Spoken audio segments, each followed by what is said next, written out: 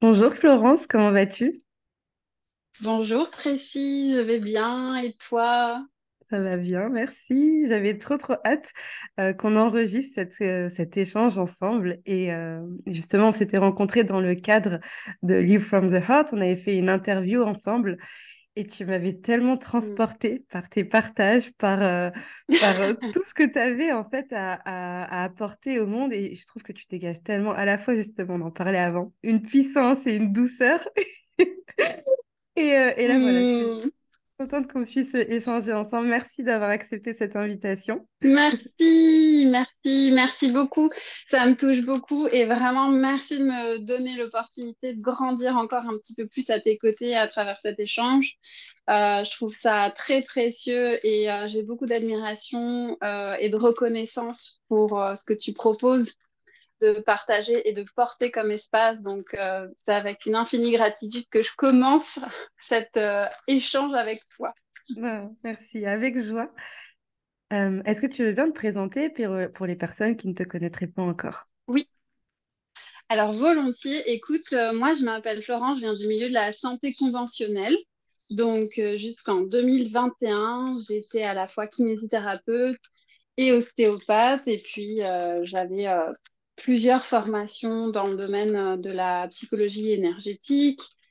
Et en fait, j'ai fait le choix de sauter le pas une première fois, on va dire, pour assumer un peu plus ma couleur unique dans le soin. Et je suis devenue thérapeute psychocorporelle en février 2022.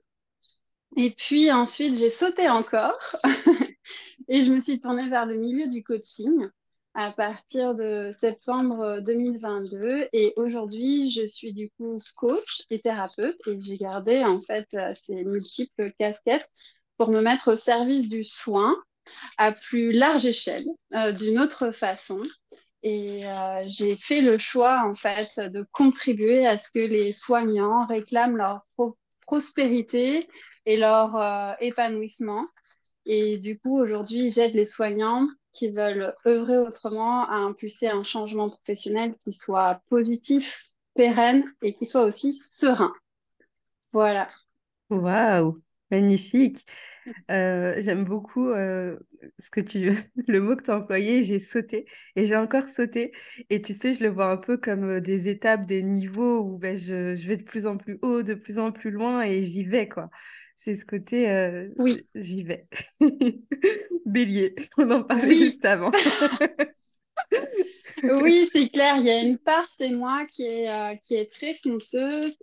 Euh, mais elle est teintée aussi de plein d'autres parts. Cette part, en tout cas, je pense que sa principale force est une force de détermination et de motivation. Et surtout, c'est une part de moi qui sait qu'en fait, ça commence par une décision, tu Hmm, vois. ouais. Et c'est vrai que de mon expérience, ça a été sauter pour mieux rebondir. Ouais. Je te dirais pas que j'ai été dans un esprit hyper analytique de me dire, tiens, je vais mettre en place telle ou telle stratégie, puis il va se passer ci, il va se passer ça. J'ai d'abord sauté et après j'ai vu ce qui se passait. Oui, c'est hyper important ce que tu dis parce que tu nous parles de décision. Et tu vois, je viens d'enregistrer un autre épisode de podcast qui parle du pouvoir personnel, de la puissance personnelle. Et le mot décision, je le trouve hyper fort parce que c'est oser décider. C'est pas être dans l'entre-deux, c'est pas Mhm. être. C'est en fait, je fais le choix d'eux et je décide. Et je trouve que ces mots, il est très fort et il est très en lien avec les sujets dont je voulais qu'on parle aujourd'hui. Oui. Euh, tu nous partageais, donc tu as fondé la tribu des soignants qui veulent œuvrer pardon, autrement. Et tu parles notamment du Oui. fait de trouver sa voie, VOIE, mais aussi sa voix Mhm. d'ailleurs, parce qu'on va parler de porter sa voix. C'est quoi Oui, oui. c'est quoi le message que tu portes justement à travers ça, à travers cette tribu que tu as créée? Oui. En fait, ce que j'ai constaté, moi, je suis sortie en fait du milieu hospitalier en 2019, 2020. Et en fait, ce que j'ai constaté à ce moment-là, mais ce que je constate aussi dans différentes formes d'exercice des soignants conventionnels, j'entends, c'est aussi une certaine forme d'épuisement, une certaine forme de saturation, une certaine forme de lassitude, mais aussi cette idée où, au bout d'un moment, on se sent un petit peu coincé, on se sent coincé dans un certain rôle, on se sent coincé dans une certaine façon d'exercer, où il faut enchaîner beaucoup d'heures, où il faut enchaîner beaucoup de patients pour que ça soit rentable, c'est-à-dire pour que les gens rentrent dans leurs frais et puissent en fait subvenir et à leurs besoins et à ceux de leur famille, tout simplement. Et j'ai commencé à constater qu'en fait, il y avait une sorte pour moi de dérive aussi un petit peu personnelle là-dedans, c'est qu'on finit par s'oublier et se mettre en dernier pour être dans un espèce de dévouement sacrificiel au service d'un protocole plus que du patient. Et je rencontre beaucoup de soignants pour qui, au bout d'un moment, bah, ça résonne plus du tout juste et qui sont en souffrance, en fait, qui sont dans des endroits où leur santé mentale en pâtit beaucoup et où finalement ceux qui en pâtissent aussi beaucoup, bah, ce sont les patients, ceux qu'on accompagne dans leurs grands moments de vulnérabilité et d'effondrement de vie. Et ce qui faisait sens pour moi, si tu veux, c'était d'être à un endroit où je suis soignante, j'aime ce que je fais, j'aime contribuer au monde, j'aime être là pour cet endroit si particulier où les gens, ils ont besoin de se relever d'une épaule, ils ont besoin de se guérir, ils ont besoin de prendre soin de cette blessure. Et je suis aussi cette personne qui se sent libre, qui se sent joyeuse, qui se sent épanouie. Je suis aussi cette personne qui se sent en mesure d'évoluer et qui se sent aussi en mesure de prospérer. Et pas que prospérer dans l'idée de je paye mon loyer, je paye mes courses, je paye les activités des enfants et basta, mais prospérer dans l'idée de ce que je goûte à l'intérieur de moi quand je le fais, quand je me sens à ma place, quand je sens que c'est juste pour moi, quand je sens que je me fais du bien et que depuis cet espace, je fais du bien aux autres. Et ça, pour moi, si tu veux, c'est extrêmement puissant.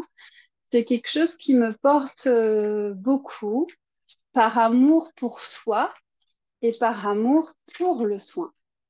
Hmm. Waouh. Et comment est-ce que tu fais alors pour aider, pour accompagner les soignants à être, comme tu disais, dans cette posture où ils font le choix d'être au Mm. service d'eux, au service des patients, et non plus au service, comme tu le disais, du protocole. Oui, c'est ça. En fait, si tu veux, il y a plusieurs choses. Je pense que c'est un vrai processus et c'est le processus aussi que j'ai mis en place aussi à travers l'accompagnement Reprendre Savoir. Euh, mais je pense aussi, personnellement, je vais te parler de moi.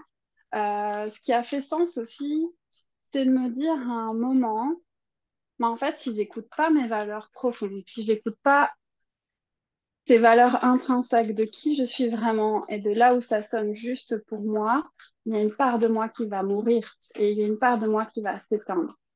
Et là-dedans, ben, je vais plus m'y retrouver. Donc, je te dirais qu'il y a eu d'abord, personnellement, un appel un peu de l'ordre de la mort, c'est-à-dire si je continue là-dedans, que je change rien, dans 6 mois, dans 6 ans, waouh, où est-ce que j'en suis? Et en fait, cet appel a été très fort puisque c'est mon corps d'abord, tu vois, qui s'est effondré parce que j'ai vraiment vécu un épuisement psychique et physique.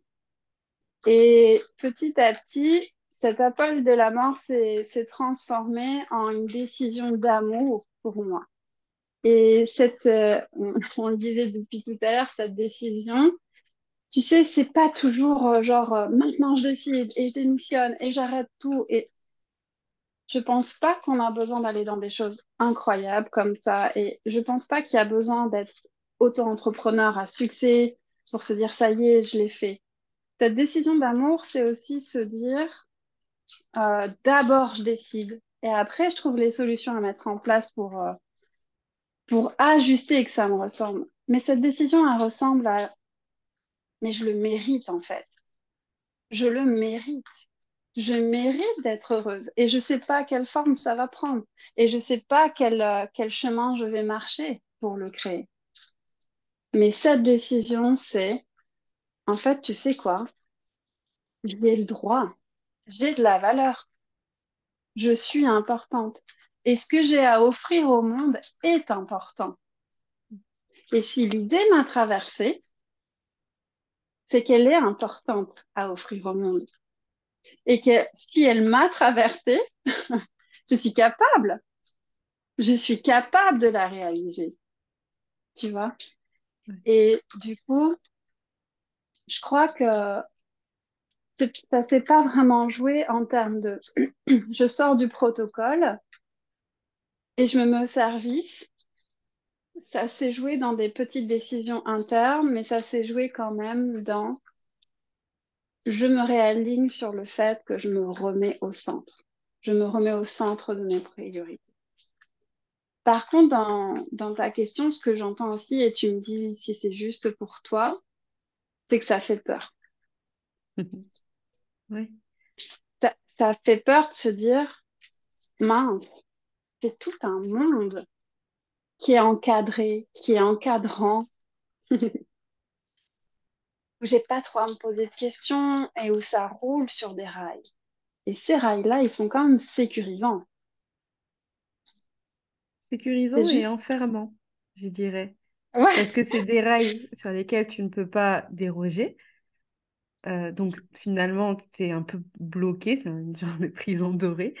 Mais à la fois, oui, c'est sécurisant parce que bon, bah, ça va, je suis sur mes rails. Je suis pas, mm, je vais pas dérailler. oui. Et ça, c'est vraiment une notion importante, c'est que je le rencontre aussi beaucoup avec ceux et celles que j'accompagne. C'est qu'en fait, on associe aussi beaucoup ces métiers à une notion de sécurité, on a souvent entendu, bah, tu vois, fais ce métier et ce diplôme, tu auras toujours du boulot et puis tu seras à l'abri du besoin et puis voilà, on aura toujours besoin de soignants, quoi, quelque part, hein. Et, euh, et c'est vrai que cette notion de sécurité, elle est difficile à regarder en face, mais pour moi, ça a été aussi cette remise en question à un moment de me dire, mais qu'est-ce qui est vraiment sécurisant dans l'idée que si dans 6 ans rien ne change, je suis toujours au même endroit, j'exerce toujours de la même façon, je ne serai plus capable de le faire. Ouais. Tu vois, il y a un moment, cette notion de se dire, mais en fait, ta vraie sécurité, est-ce que ça va être de te perdre profondément? De te laisser Parce que emporter, en c'est un fait, risque. je le vois vraiment comme si tu étais sur un wagon et de se laisser emporter et à un moment, on se retrouve, on ne sait plus où, on est perdu, comme tu dis, et Oui. c'est, mais mince, en fait, à aucun moment j'ai pris le contrôle, j'ai juste laissé faire, laissé être, et c'est pas ce que je suis, tu vois. Oui, il y a ça. Et il y a aussi ouvrir les yeux sur la réalité qui est qu'aujourd'hui, exercer en tant que soignant dans un milieu protocolaire et je veux dire conventionnel, ça comporte aussi des risques pour sa propre santé et pour sa propre santé mentale. Et on le voit beaucoup quand on met l'accent uniquement sur la santé physique, on part vite, vite, vite dans le déni de cette santé mentale. Et qu'est-ce que ça nous coûte vraiment de s'oublier, d'oublier nos valeurs, d'aller à l'encontre de soi sur 1 an, 5 ans, 10 ans, 15 ans, 20 ans. Et le vrai coût, c'est sa santé. Ouais. Et finalement, pour moi, ça a été aussi de me dire, en me perdant, je ne me mets à l'abri de rien du tout.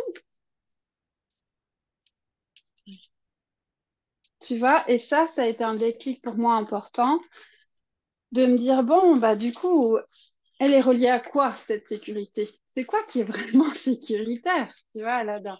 Parce qu'en fait, j'ai relié cette sécurité à cette sécurité financière. Dire, j'ai pas trop de questions à me poser, même si tu exerces en libéral petit à petit, je rejoins cette idée de salaire qu'on a dans le salariat, tu vois. Donc voilà. Et cette sécurité, c'est aussi cette sécurité par rapport à la peur du jugement. Et c'est ce que j'allais te dire, dans justement un milieu très protocolaire et aussi avec cette vision et ces attentes qu'on peut avoir des soignants de ils sont au service d'eux et on attend d'eux qu'ils Oui, soient dans ces rails et qu'ils fassent ce qu'on attend d'eux, justement. Comment est-ce qu'on fait oui, pour outrepasser la peur d'être jugé, d'être rejeté, mais je dirais même d'être exclu du système, tu sais, d'être exclu de ce système dans lequel tu te sens en sécurité, hmm, mais qui à la fois te brime. ouais, exactement. En fait, bah, déjà, j'ai à cœur de partager que pour moi, euh, tu seras, si ton choix c'est d'exercer dans un milieu conventionné et conventionnel, tu seras d'autant plus sécurisant pour ton patient si tu vas bien en fait. Il y a Mm. déjà un moment, il faut regarder les choses en face, quoi. Il faut regarder les chiffres, il faut regarder ce que ça coûte un patient qui se fait traiter par un soignant qui est en plein burn-out. Ouais. Qu'est-ce que ça coûte sur les erreurs médicales que ça entraîne? Qu'est-ce que ça coûte au niveau de l'absentéisme, au niveau du fonctionnement d'une équipe, au niveau en fait d'un système qui est censé tourner et en fait qui ne tourne absolument plus, quoi. Donc déjà, ça c'est la première question. Donc c'est aussi de se dire, mais ton choix c'est de rester là et tout ça, mais ok, pas de souci. Par contre, il n'y a pas de raison de ne pas donner la priorité à ton épanouissement, en fait, parce que tu feras d'autant plus du meilleur boulot. Tu seras d'autant plus ce vrai soignant sécurisant qui pose un vrai cadre sécuritaire et pas que des rails où tu es en pilote automatique, mais où tu es conscient de ce que tu fais. Donc voilà, et il y en a, hein, donc il n'y a pas de souci là-dessus. Moi, je parle aussi à ceux, en fait, qui sentent qu'ils ont perdu pied à cet endroit-là et qui ont peut-être aussi envie de nourrir autre chose à côté, en activité complémentaire, ou qui ont envie de se dire, allez, je me lance dans l'entrepreneuriat parce que voilà, j'ai une idée, ou en fait, j'ai envie de changer complètement de formation. Il y a plusieurs possibilités. Et oui, à ce moment-là, les amis, la peur du jugement, la peur d'être rejeté, la critique, ça fait partie du chemin. Et je vais vous faire une grande annonce. On sera tous rejetés, on sera tous jugés, on sera tous critiqués. Voilà, point. Merci, précis. Merci Je pour cette plaisante. annonce. Et en fait, encore une fois, j'ai envie de te dire, ben, encore dernièrement, moi, je partageais un bout de ma vérité sur les réseaux et j'ai eu une critique assez vive et j'ai envie de te partager ça parce que cette dame, en fait, elle m'a fait vraiment un cadeau. Elle m'a dit que voilà, je faisais partie des gens bah, dangereux et puis elle m'invitait à dégager de l'histoire de l'humanité. C'est rien que ça. Et voilà. Et en fait, je pense sincèrement que c'est important de comprendre que c'est pas se dire c'est un cadeau dans une espèce de positivité toxique, genre oui, ah bah écoute, c'est ce que je devais entendre aujourd'hui, etc. Non.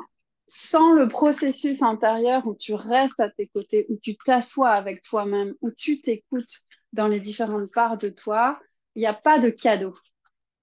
Il y a un espèce de semblant de oui, oui, non, mais de toute façon, je m'en fiche, ça m'atteint pas. Ça m'a atteint, ça m'a blessée. J'ai été triste. Et puis, je me suis sentie en colère parce qu'une part de moi s'est dit, mais enfin, c'est super injuste, quoi, tu vois. Mm. Et finalement, en accueillant ça, ça a fait de la place, tu vois. Ça a fait de l'espace. Et donc, en fait, je trouve que ça, c'est aussi très puissant. On est toujours capable d'être l'hôte de son propre foyer. tu vois. Je te parlais d'être la reine dans son royaume et pour moi, Ouais. ça fait partie de ça. Et welcome les invités, quoi. Bienvenue. Asseyez-vous autour de la table, prenez du thé, installe-toi, prends un petit gâteau, viens, on va discuter. T'es qui, toi? Toi, t'es triste, ok, ok. Toi, t'es qui? Tu vois? Et vraiment d'être comme cette mère pour soi-même, accueillante, à l'écoute, tu vois, aimante, et de se dire, ok, vas-y, décharge ce que tu as à dire. Tu vois. Et tout ça, bien sûr, ça s'accompagne d'outils. Mais une fois que tu as fait de la place, ce qui est important pour moi, c'est de revenir à pourquoi tu le fais. Et en fait, moi, quand je le fais, c'est parce que j'ai envie de réclamer ma vie prospère, les amis. Et ma vie prospère, c'est aussi raisonner intimement et profondément avec des gens qui me correspondent, avec des gens qui me ressemblent, avec des gens avec qui j'ai envie de grandir, avec qui j'ai envie d'évoluer, de partager des choses, tu vois. Et si je continue à me taire, mais ces gens-là, ils m'entendent pas, ils sont où, tu vois? Ouais. Et, et du coup, pour moi, c'est aussi à nouveau cette décision de se dire, tu sais quoi, pour me mettre au service de mon rêve, bah, je vais parler encore plus fort. Je vais parler encore plus fort parce que ceux du fond de la classe, ils m'ont pas entendu, tu vois. Elle était assise au premier rang, tant pis, c'est pas grave. Mais ceux du fond de la classe, ils n'ont pas entendu. Donc en fait, là, je vais parler encore plus fort. Et en fait, dans cette décision, tu vois, il y a ce mouvement d'autorisation à se dire, eh, je suis ce que je suis, en fait. Je suis Ouais. ce que je suis.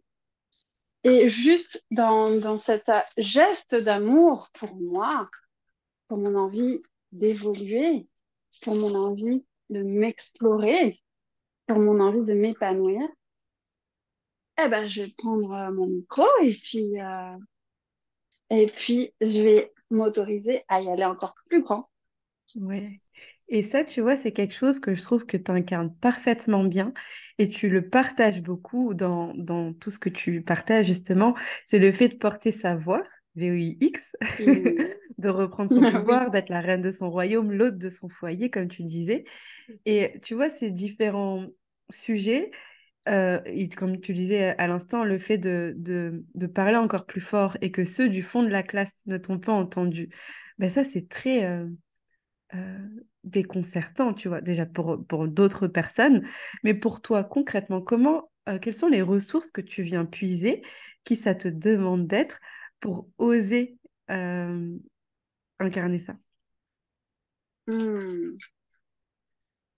Il y a quelque chose de très intéressant dans ce que tu dis et c'est un processus que je trouve génial et c'est un processus qui n'est pas un interrupteur, c'est pas on-off, c'est pas je l'ai décidé une fois et c'est fait. C'est une décision à chaque fois. Et cette décision, c'est qui je décide d'être. Est-ce que ce que je décide d'être, c'est d'être cette femme détendue avec qui elle est? Est-ce que je décide d'être cette femme qui est détendue à l'idée que chacun pense ce qu'il veut? Il y aura toujours des gens d'accord et pas d'accord. Et que moi, tant que je porte pas préjudice à quelqu'un, tu vois, tant que moi, je suis pas dans une posture où je viens manquer de respect, agresser quelqu'un, tu vois, euh, je peux me détendre à l'idée de juste dire ce que j'ai à dire et ce qui fait sens pour moi, tu vois. Ou est-ce que j'ai envie de décider d'être celle qui se dit que ça fait trop peur et que j'ai envie de rester petite? Et ce serait OK aussi, tu vois ce que je veux dire? Mm. C'est juste la décision que tu vas prendre. Ouais, c'est ça. Pour moi, c'est quelque chose qui me galvanise beaucoup. Ouais, c'est cette notion de décision. C'est en fait à ce moment-là se joue qui j'incarne. Et ça vient rejoindre une valeur qui est très présente chez moi, c'est l'intégrité. Et cette ressource-là, elle fait partie de moi. Ça, c'est une force. Ça, c'est quelque chose de très moteur pour moi. C'est que il y a un goût extrêmement délicieux à quand je suis à cet endroit où je fais ce que je dis et je dis ce que je pense. Et il y a une notion de liberté qui me nourrit et qui me donne de la joie et qui fait que je me sens fière. Et il y a aussi cette notion que, en faisant ça, moi, je nourris mon énergie. Je nourris mon énergie et cette énergie, je la prends et je la récupère pour la mettre au service de pourquoi je le fais. Mais là, tu vois, en t'entendant, il y a une question qui me vient, c'est de me dire, Oui. ça semble évident pour toi. C'est je décide et j'ai besoin et c'est mes valeurs et c'est fort et je ne peux pas être autrement. Voilà qui je suis. Hmm. Et la question qui me vient, c'est est-ce que tu as toujours été comme ça? Est-ce que, Oula. justement, est-ce qu'il y a eu un moment où tu es devenue comme ça, ou peut-être, c'est possible, hein, tu vas me dire oui, que depuis petite, tu as toujours été comme ça. Et en fait, ce que j'entends aussi dans ma question, c'est qui ça, Hmm. enfin, qu'est-ce que ça te demande d'être pour incarner cette posture, tu vois? Hmm. Ok. Oui, alors je crois que il y a des parts de moi qui ont de l'aisance à, à vivre ce côté un peu rebelle. Je crois qu'il y a une part de moi un peu rebelle depuis le début de l'histoire, tu vois. Euh, Ça, c'est quand même juste. Mais non, je n'ai pas du tout été toujours cette femme. Et cette femme, elle est en chemin. Et elle a aussi beaucoup de joie dans cette idée que c'est un cheminement et que l'exploration, elle continue et qu'elle va prendre différentes facettes. Et d'ailleurs, elle a aussi beaucoup de joie à se dire que cette exploration, elle continue et elle continuera, peu importe ce qu'elle fera, tu vois. C'est pas tant ce que tu fais exactement, tu vois. C'est pas tant le résultat qui importe de genre, t'es salarié de 8h à 17h ou t'es une auto-entrepreneur de folie. Tu vois ce que je veux dire? C'est pas tant ça, c'est aussi comment tu te sens quand tu le fais. Et en fait, pour moi, ça m'a demandé quand même beaucoup, beaucoup de reconnexion, tu vois, à moi. Ça m'a demandé aussi un chemin de guérison où moi, je suis allée prendre soin de mes propres blessures. Ça m'a demandé de refaire de l'espace pour la douceur dans ma vie. Et, euh, et en fait, ça m'a demandé d'aller récupérer quelque part des talents et des aisances naturelles. Tu vois, tu me dis qu'il y a de la douceur qui émane de moi, mais on m'a pas toujours dit ça dans ma vie. Hmm. Et, et en fait, c'est de me rendre compte qu'il y a certaines choses qui ont toujours été là et qui sont intrinsèques à moi. Et il y a certaines choses, en fait, qui sont allées avec un personnage de survie et qui sont pas tout à fait moi. Et que je peux peut-être un petit peu déposer petit à petit, tu vois, Ouais. à force de prise de conscience. Mais là, dans ce que tu nous partages, c'est que c'est une part de toi qui a toujours été là et qu'il Mm. fallait l'aider à se raviver et à se mettre en Oui, mouvement et à prendre sa exactement. place. À reprendre des couleurs, oui. C'est ça, mais qui a toujours quand même été là. Et est-ce que tu Oui. penses que cette part-là, elle existe chez tout le monde et que c'est à nous de faire le choix, de décider de la raviver, ou est-ce que vraiment, ben, il y a des personnes où non, et elles ont pas cette graine-là qui leur permette de ce que tu nous dis là, de porter sa voix, d'oser, de Mm. décider. Alors, je dis pas que ce sont non plus des personnes qui sont complètement victimes de la vie, mais est-ce que tu penses que tout le monde a cette graine-là qui se mérite d'être alimentée pour germer, ou est-ce que on a des prédispositions, entre guillemets? Oui. Moi, je pense qu'en fait, honnêtement, dans les soignants que j'accompagne, je remarque qu'il y a des choses qui sont intrinsèques à chacun. Il y a des choses qui existent en chacun. Il y a des talents, des aidances naturelles qui existent profondément en chacun. Je te donne un exemple. Moi, je suis une ancienne kinésithérapeute. Aujourd'hui, je n'exerce plus du tout en tant que telle. Et en fait, je me suis aperçue au fur et à mesure de mon chemin que, en fait, je suis toujours une kinésithérapeute. Je suis toujours une kinésithérapeute de l'âme. C'est-à-dire que dans mes parties intrinsèques, il y a la mise en mouvement, Mm. il y a l'amour de l'accompagnement. Moi, j'ai toujours adoré accompagner mes patients sur des grands temps de rééducation et leur tendre la main. Il y a l'écoute, il y a l'empathie, il y a aussi sentir, pressentir, deviner dans ce qui se dit et dans ce qui ne se dit pas, les fêlures, les blessures. Il y a aussi la capacité de soulager, d'apaiser, tu vois. Et il y a aussi la capacité de faire de l'espace, de nettoyer dans les corps, dans les différents corps des gens. Et finalement, moi, ce que j'observe, c'est que peu importe le soignant ou la soignante que j'accompagne, il y a toujours la possibilité de revenir à l'essence de ce qui nous faisait sens à la base, tu vois. Il y a toujours quelque part cette possibilité de récupérer ce qu'on fait naturellement, qui on est naturellement, tu vois. Ouais. Nos aisances, nos talents, notre façon à nous de briller. Et peut-être que moi, j'ai un côté un peu rebelle et que d'autres de mes coachés vont avoir un côté ultra introverti. Et ce côté ultra introverti, il sera juste beau et magnifique quand il va reprendre ses couleurs de sensibilité, d'intuition, de connexion profonde à soi. Donc oui, je pense que c'est possible de reprendre la responsabilité de ses choix, à se dire, j'ai envie d'aller récupérer mon essence profonde, j'ai envie d'offrir ma couleur unique au monde et d'aller revisiter qui je suis vraiment, cette part d'enfant à l'intérieur de moi, cette âme, cette femme. Il y a toujours possibilité d'aller explorer pour se redécouvrir. Je trouve que c'est plus facile quand on est accompagné. On va pas se mentir. En fait, c'est vraiment se reconnecter à soi et d'incarner sa vérité à sa façon. En fait, c'est Oui, ça, c'est que toi, tu l'incarnes d'une façon, comme tu le disais, de peut-être avec ce côté un peu rebelle, de casser les codes, de oser sortir. Et peut-être que pour d'autres oui, personnes, incarner sa vérité va se faire de façon plus, j'allais dire interne, mais qui se fait différemment. Et peut-être oui, d'une façon complètement. ouais, tout autre.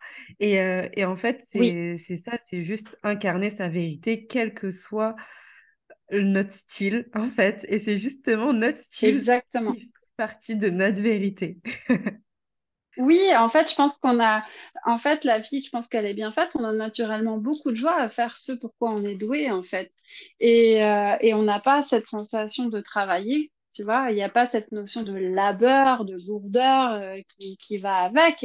Et ça peut être super léger et tu peux retrouver cette joie et cette légèreté et cette fluidité que tu as envie de créer, je sais pas moi, un jardin potager, ou une école de danse, ou que tu aies juste envie de faire un mi-temps salarié et un mi-temps dans la peinture. Tu vois ce que je veux dire? On s'en fiche, en fait. Ce qui est Ouais, intéressant, c'est... En fait, pour moi, ce qui est intéressant, c'est pas de devenir entrepreneur ou auto-entrepreneur à tout prix et de te dire mon but absolu, c'est de faire 5000 euros, tu vois. C'est qui tu deviens en le faisant. C'est qui tu deviens sur ce chemin de reconnexion à toi. Et franchement, peu importe quoi. Qu'est-ce qui te porte, en fait? ouais. Tant que c'est Oui, intègre, enfin, tant que c'est authentique, peu importe ce que tu deviens, tant que c'est toi. oui, c'est ça. Et pour moi, en fait, encore une fois, l'idée, c'est comment je réclame, comment je reviens à cette vie prospère, tu vois? Comment je reviens à cet endroit où je me sens épanouie personnellement et professionnellement. Et c'est aussi comment je me donne le droit d'évoluer, tu vois?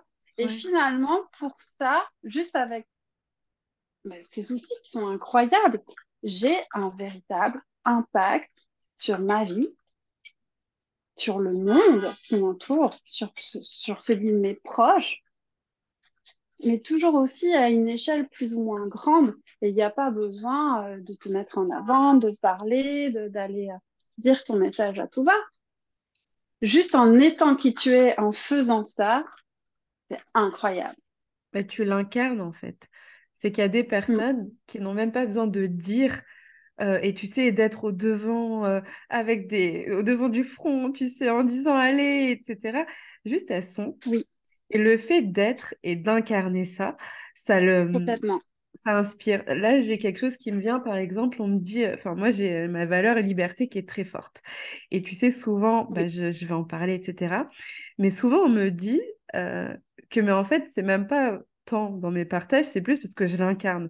C'est ce fait que bah, je voyage beaucoup et que complètement. je transpire cette valeur. Et pour le coup, tu vois, c'est même pas une volonté, parce que oui, j'en parle, mais là, c'est vraiment bah, c'est je suis pleinement connectée à moi et moi, bah, je transpire cette valeur liberté. Et Mais ça se c'est ça, voit, il n'y ça a se pas ressent. besoin que ça. C'est ça. Et il n'y a pas besoin que ça passe par ta tête. T'es pas en train de te dire, Comment est-ce j'ai que je la vais valeur incarner? liberté, du coup, non, non, non. Non, c'est dis-moi que Tracy a la valeur liberté sans me dire que Tracy a la valeur liberté. Pas juste Ça, soi, en quoi. vrai. On Ben, a besoin regardez, d'être, pas de faire.